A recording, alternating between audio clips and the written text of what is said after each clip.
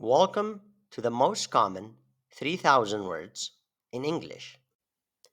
The word against, against, against, which means in opposition to or in a competition with.